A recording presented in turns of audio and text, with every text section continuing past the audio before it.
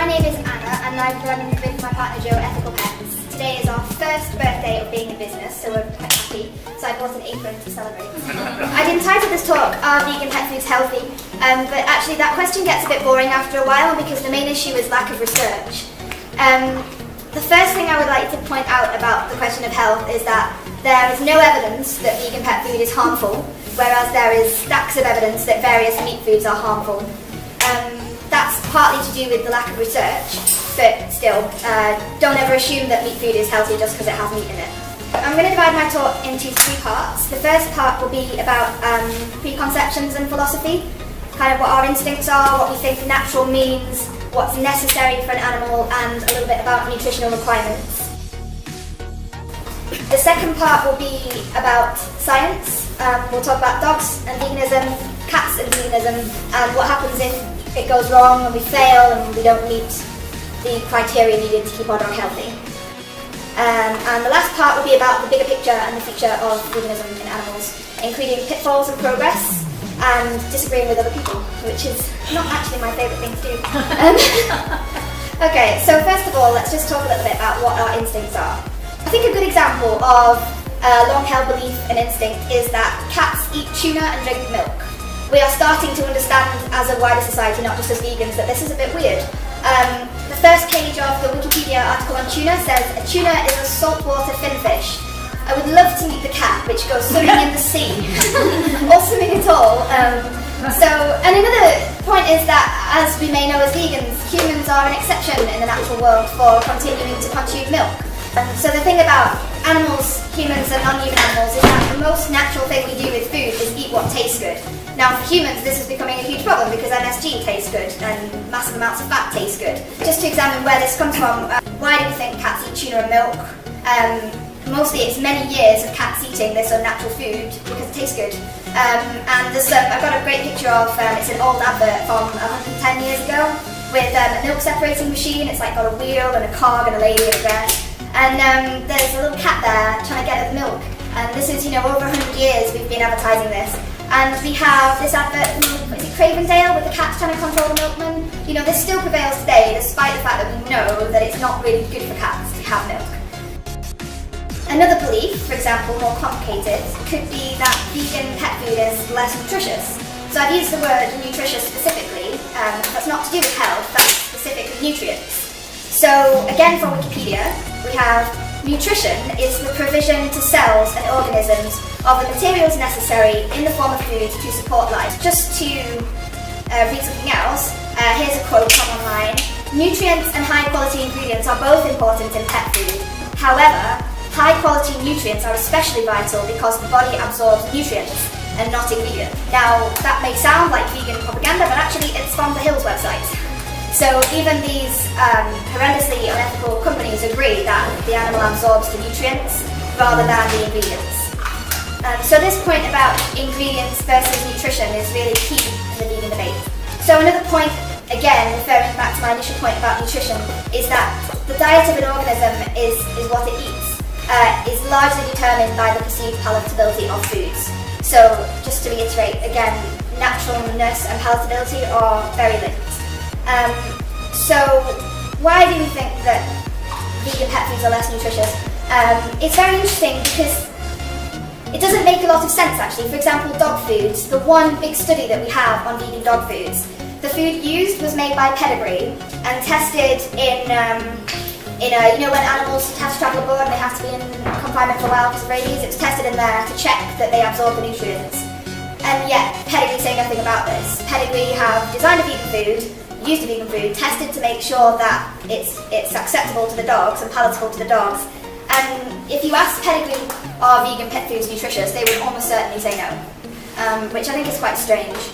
So a lot of the misunderstandings are quite similar to the arguments that people make about vegan human diets being less nutritious. It's just bad science for the most part.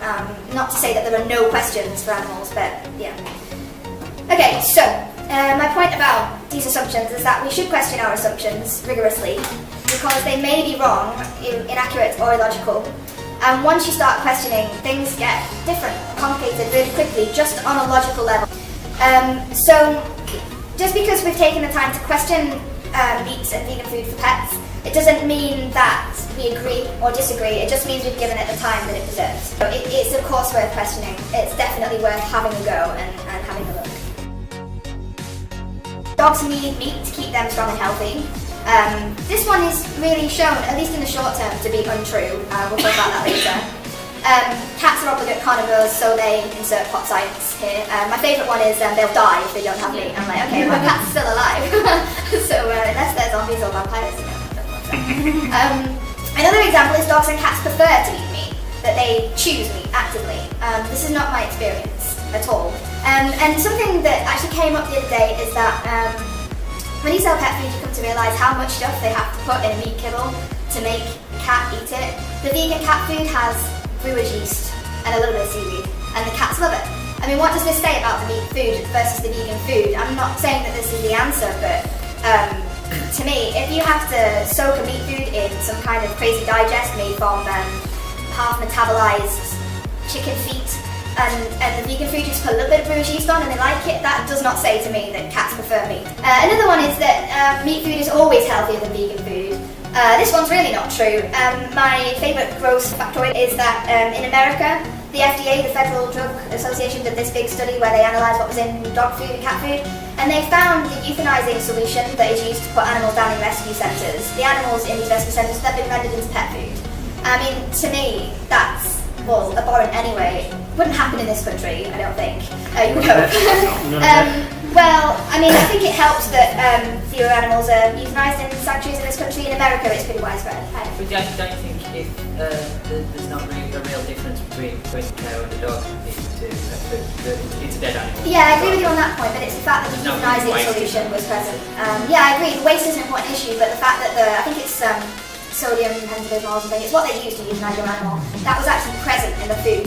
And it wasn't like one food, this was lots and lots of foods. And to me, I mean, I agree with you that there is an ethical argument for, rather than buying really high-end, ethical-ish meat foods, buying stuff from the supermarket which is rendered bits off the slaughterhouse for, has an ethical argument to it. It's not one that I like, but this idea of rather than wasting animals or killing new animals, just put in what is left because it might be adequate is one ethical argument, although it's a gross one. So another one is that dogs and cats are guaranteed to get their nutrition from meat. This isn't true. At Ethical Pets we do sell meat food and we sell vegan food, and they are supplemented with exactly the same stuff, because once you start chopping up your animal, there is no guarantee that the taurine is still in it.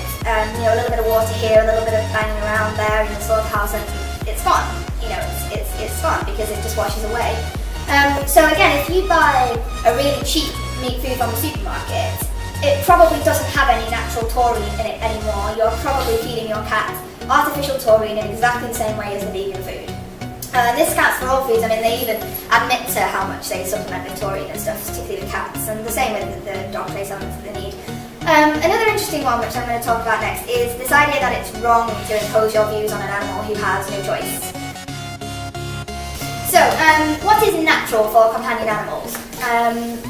I wonder if this is really a relevant question for domesticated animals. So I'm going to talk a little bit about domestication. It's quite important.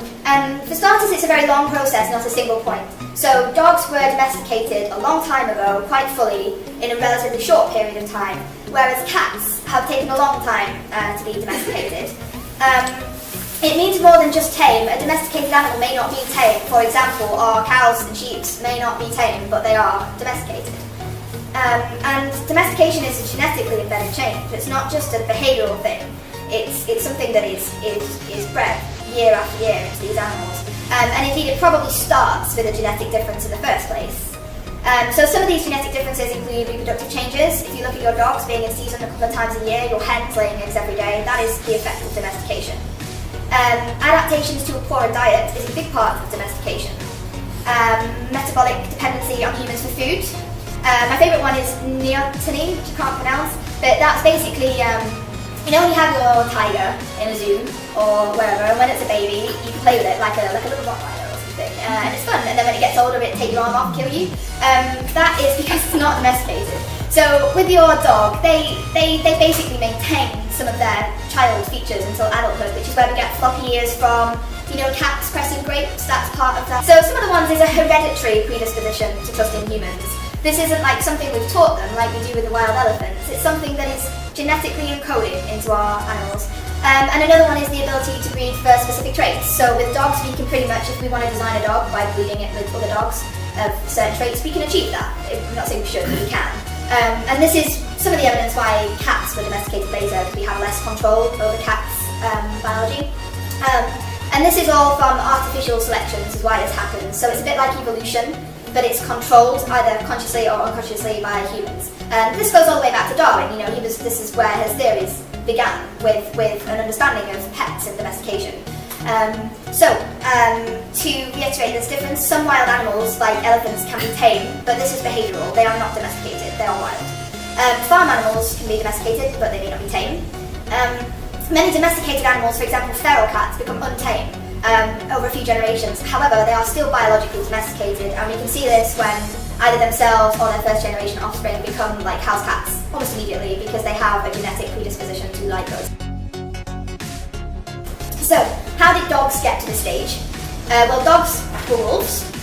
This is one theory, by the way. I think it's a really great theory though. So, dogs were wolves, and they came closer to humans naturally. Humans started staying in one place a little bit more to do some farming, and so the wolves moved a little bit closer inwards. And they picked up the injured animals that had been, injured in the hunt but not killed, etc. And lots of nice rats living around our newly installed grain stores. And then we stole their young and domesticated them. So the reason why we understand this is because there's a genetic bottleneck. All dogs can be traced back to some common ancestors from some common places. And there's some really extreme equivalents of this. It's really messed up. The golden hamsters you buy in shops? They all came from one pregnant mother with 15 little hamsters inside her, captured in the 1930s or something, like every single one of them. I mean, that is inbreeding in like a mass scale, and they explain why they're not so like. Like mine puts its treat in like that and then tries to go in its house, and it's not clever. So these dogs have been domesticated for a very long time, and they are really quite different to their wild ancestors. You sit the little beagle thing next to the wolf thing, and you can see they are not the same anymore. Cats are even more interesting because actually they domesticated themselves. There is no genetic bottleneck. This went on for a long, long time, a very, very long time, as in thousands of years.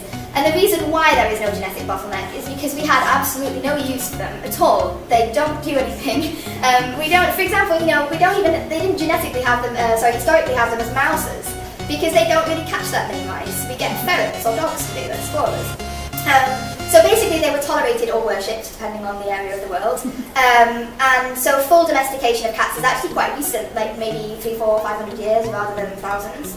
And therefore we have this inbreeding with wild cats, which is why cats are A, more similar to each other, and B, more similar to wild cats. Which is quite interesting because obviously they're closer to the wild animal, but then they chose to be here. And one of the reasons why this started was, again, mice around the grain stores, maybe the odd food scrap, bits left over by dogs, and so it's interesting. I mean, historically we haven't had that much of a great relationship with cats always. We've not always seen them as being useful at all. I mean, if you think about how they were treated in the plague in England, they were killed because they were deemed responsible. It's a bit like the badger thing, completely stupid, but it happened. And apparently it ended up with the plague lasting for many, many years more because they killed all the cats and they couldn't kill the bats as much. So yeah, I think it's interesting that cats did basically choose to be here. There's a lot of evidence for that. This thing about animals who have domesticated themselves or partially domesticated themselves through convenience or pleasure, I think is really important with vegan food. One question could be, if cats naturally choose to eat what they enjoy and naturally choose to be near humans because it's easier, is it unnatural to give them vegan food as long as they like it? I think that's a complicated question. I'll repeat it. So if cats naturally choose to eat what they enjoy, and if they naturally choose to be near humans for convenience, is it unnatural to feed them vegan food as long as they like it? So even more provocatively, if the ancestors of our cats have repeatedly chosen to live with humans despite a poorer diet, definitively poorer diet than they would have had in the wild, are we morally wrong for feeding them any given food as long as they don't suffer actively? I'm not sure. I mean, in reality, most people in this country feed their cat on complete rubbish junk from the supermarket made out of diseased, dead, dying bits of stuff on the slaughterhouse floor. And it is seen as acceptable. Morally speaking, this idea of the perfect diet for your cat is new. My parents certainly didn't feel this way. They weren't cruel to their animal, but the cat got what it was given. And there is something to be said for that. Perhaps not for the cat, but certainly for the wider community and for the wider world. The idea of killing an animal specifically to give to your cat when there are other animals and human animals. Don't forget, if we're going to call them non-human animals, that means humans are animals too and deserve the same respect. There are human animals starving through lack of food because we eat so much meat.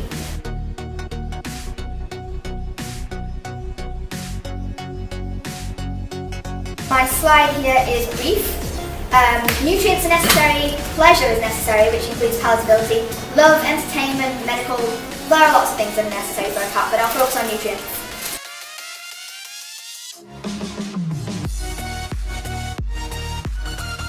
So nutritional requirements, what are they and where do they come from?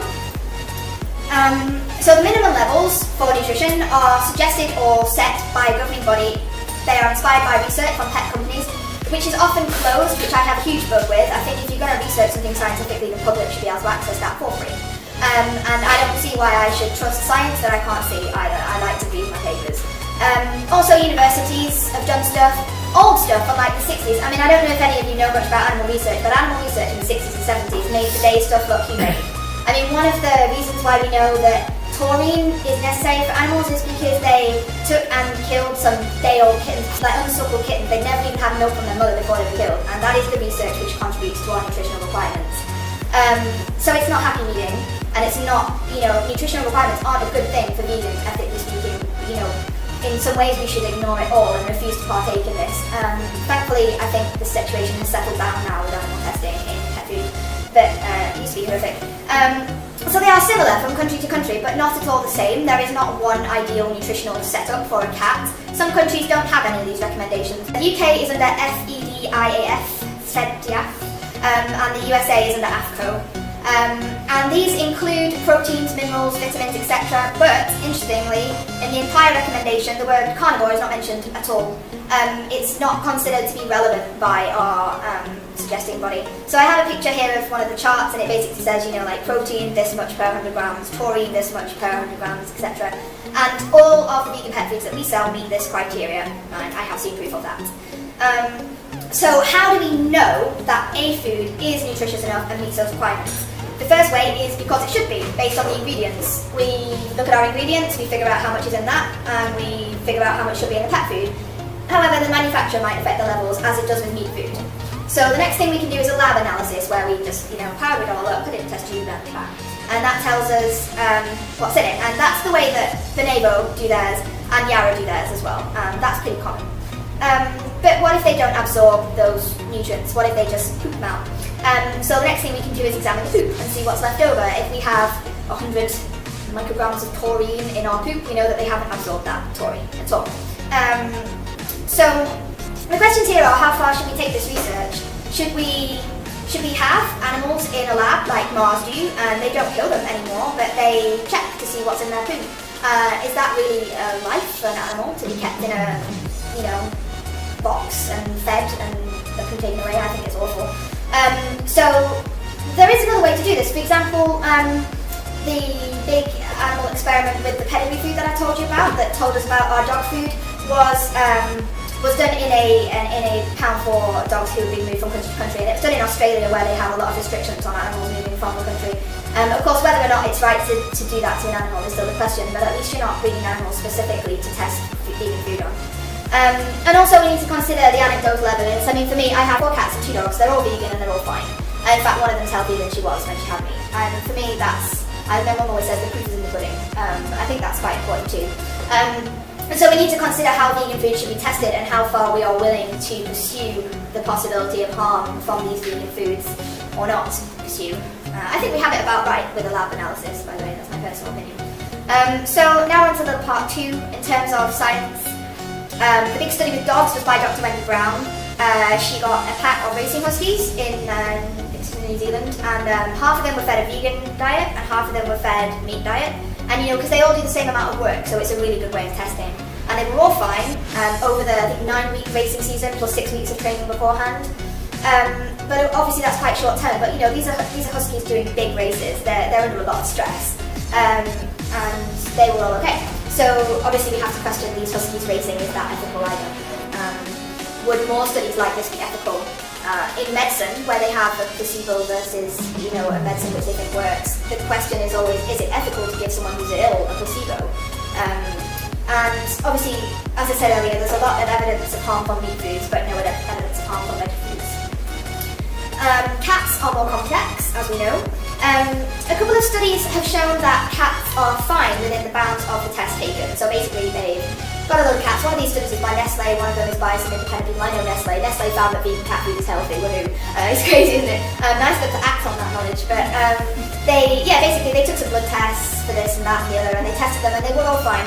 And what's really interesting about this is these were both done in the USA, where another study found that these two major brands of vegan cat food in the USA were missing quite a few things that should have been there because they hadn't had this lab analysis. So this doesn't show that vegan foods are unhealthy. It just shows that lab analysis is important and that quality control is vital. Quality control was blamed for the absence of this. They put the ingredients in the wrong order. However, the really important thing is it shows that even with cats, with all of their needs and all of their demands, there is a little bit of room for error. That doesn't mean that we shouldn't make an effort, but at least we know we don't have to panic. This is this slide about what happens if we fail. So failing to meet the nutritional requirements is not just an issue for vegan foods. Animals adapt. Domesticated animals have already adapted to a large degree. We should try very hard to give our pets the right nutrients. However, we shouldn't be frightened of failure. We have seen evidence that animals with a substandard food are okay. And remember that humans are animals too, and that there are many humans in the world whose nutrition is vastly worse than my cat and my dog. Thanks to overconsumption of meat by the West, and we need to weigh up the possibility of failure against the effects of not trying at all. So, vegan pet food is not perfect at the moment. There is a lack of variety. We have basically two brands in this country which I consider to be safe and the correct standard. That is not enough. If your cat is picky about the pellet size or the taste, you need to have more than two brands to choose from. That includes meat foods. We have 4 cats, and we found one of the vegan foods they're quite happy on, but when we were trying them on meat foods, we had to try 6 or 7 ones before we found one that suited them. So we need urgently to have more brands, which is what I actually pass this around now. I have a petition for Yara to please make a vegan cat food, because they are considering. So anyone who wants to tell Yara, please make a vegan cat food, please do pass that around. So another problem is lack of funding for research. We shouldn't have 2 or 3 studies to tell us that vegan cat food is safe. We should have many, many studies. And we need some way to fund this. And the best way to fund this is to buy the stuff, because the more that gets sold, the more money they have for research. Quality control is a big problem, not so much here, but in the US it's an issue to make sure that we have all those nutrients in. A weird one is the lack of openness which exists. One of the criticisms from the real expert in this, whose information is on the blog, but his website is something like veggiepets.info or something like that. He says that, after this American study which showed that the food was nutritionally deficient, one of the companies wouldn't even respond. Another issue which is my particular bugbear is a major lack of competition in the UK. We have some accidental monopolies in this country that, if they were not in this little niche market of vegan pet food, would not be legal. And I don't think that they're doing this on purpose to harm people. It's just that how many companies sell vegan pet food? Like 3, 4? And it needs to change. And also a lack of practical discussion. I would urge all of you who have successfully got your cat onto vegan food to try and be open to people who are really struggling with this, either ideologically or practically, because it's in the best benefit of the animals in the end. If we can persuade people to feed their pet half and half, it's not perfect, but how many animals are saved through that? Lots and lots. And if we don't talk about it, we can't convince people of this.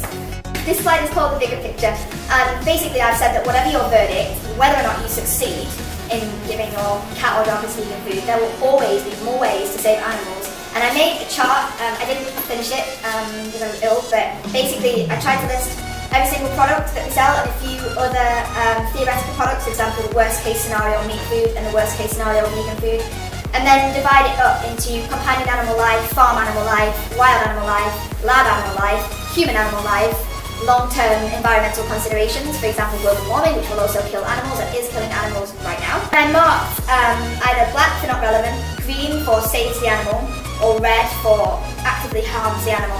And you know, it's huge. I mean, if you buy a cat food that contains meat, an animal has died to go into that.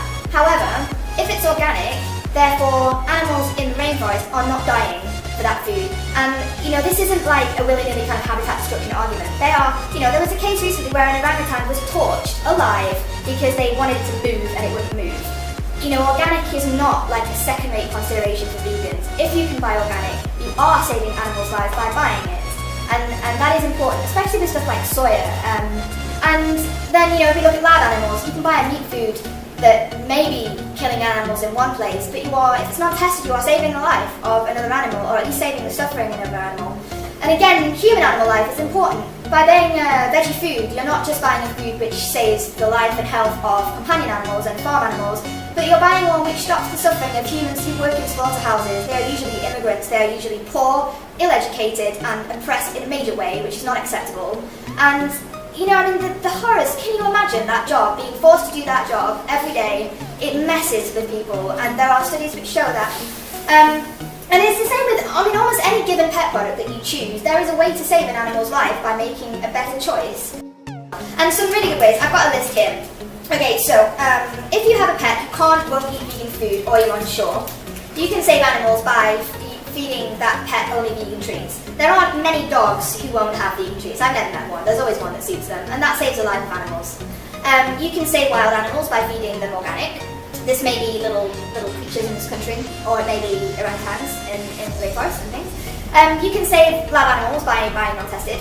You can save or help some human animals by using organic and fair trade. Fair trade is an issue I haven't mentioned. You can safeguard human and non-human animal life by using eco and recycled products. You can put money into vegan pet food by voting with your pennies. So a good example of this is Yara. They make vegan food and meat food, and their second biggest seller is their vegan dog food, you know, by volume, because, not even because of vegetarianism, because of the allergies that many dogs have to meat. So if you buy from them, even if you're buying meat, that money goes into advertising actively vegan food to other people, and I think that's a start. You can keep money out of unethical practices in the same way. For example, which company you buy from? Do you buy from a more ethical company who sells meat, or do you buy from Zoo Plus or Pets at Home, whose business practices and ethics are appalling?